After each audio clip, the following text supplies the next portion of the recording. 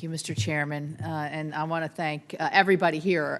When I was on the House side for 14 years, I served on the Transportation and Infrastructure Committee, and the reauthorization of this bill and the way that we've changed it over the years is always an exciting time, I think, and it certainly is that way in this committee today.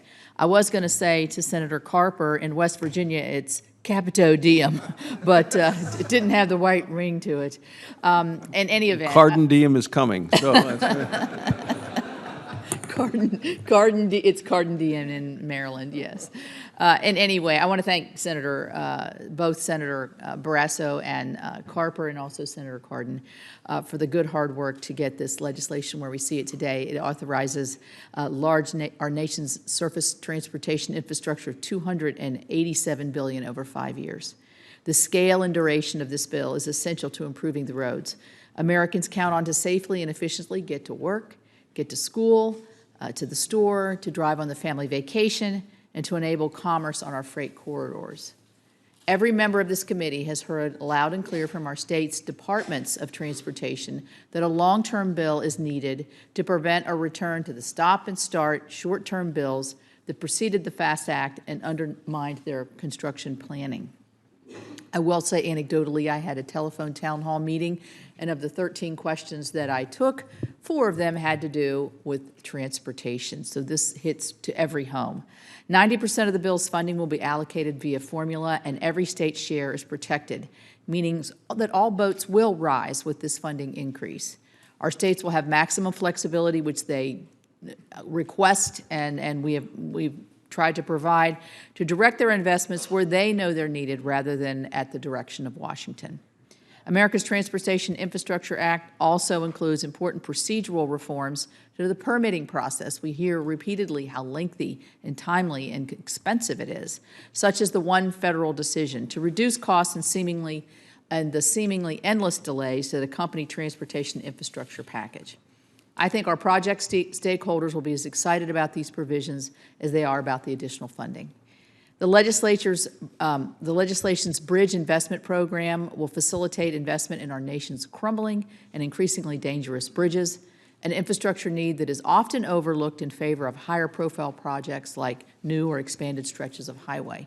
I can say in my home state of West Virginia, 19% of our bridges are rated as structurally deficient.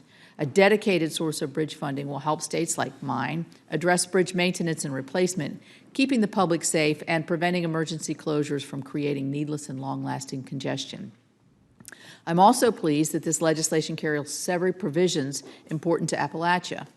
A balance exchange program for states within the Appalachian Development Highway System will make more funding available to states working to complete their ADHS corridors, such as mine and Corridor H, through the heart of West Virginia. States with unobligated ADHS balances that have shifted their transportation priorities will enjoy additional flexibility to invest in other federal highway system projects made whole by existing funding source.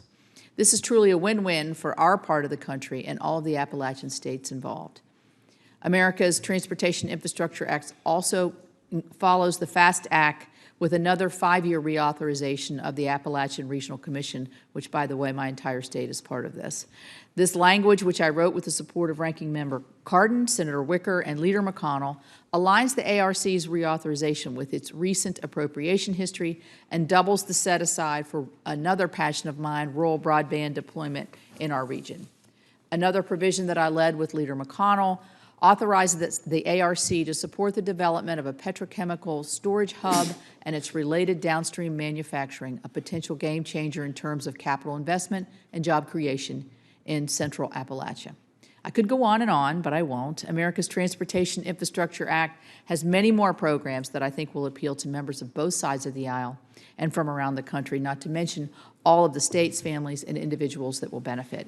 So I would like to thank my colleagues and their staffs. I would like to particularly thank my staff member, Travis Cohn, for his dedicated service and his ability to really work with all of our other staff members to create a great product.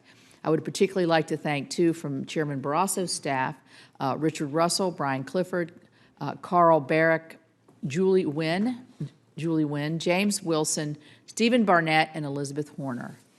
We all know here, sitting at the dais, that the strength of this bill and the compromises that have been achieved with their good, hard work. So I want to thank your staffs as well.